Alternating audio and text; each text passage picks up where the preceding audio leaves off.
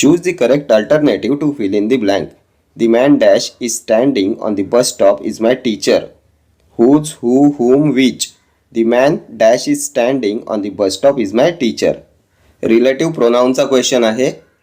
तर या 4 रिलेटिव्ह प्रोनाऊनपैकी कोणता येईल correct relative pronoun? Relative pronoun म्हणजे संबंधी सर्वनाम.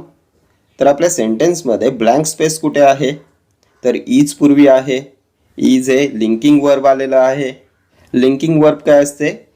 तर क्रियापदानंतर येणारे विशेषण कर्त्याविषयी अधिक माहिती सांगत असेल तर त्याला म्हणतात लिंकिंग वर्ब. इज नंतर आलेला आहे स्टँडिंग, कर्त्याविषयी अधिक माहिती सांगत आहे म्हणून इज हे लिंकिंग वर्ब आहे. वर्ब पूर्वी काय येतो? तर कर्ता येतो. कर्त्याची विभक्ती कोणती असते? प्रथमा असते. प्रथमा विभक्ती म्हणजे हू येईल. ऑप्शन बी येईल तुमचं करेक्ट आन्सर. हू म्हणजे जो, जी, जे. प्रथमा विभक्ती. The man who is standing on the bus stop is my teacher.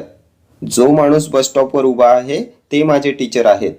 कर्त्याची विभक्ती प्रथमा असते. हूच कधी येते? ज्याचा, जिचा म्हणजे षष्टी विभक्ती. हुम कधी येईल? ज्याला, जिला द्वितीया विभक्ती. विच, जे. वस्तू व प्राणी यांच्यासाठी विचचा वापर करतात. ठीक आहे.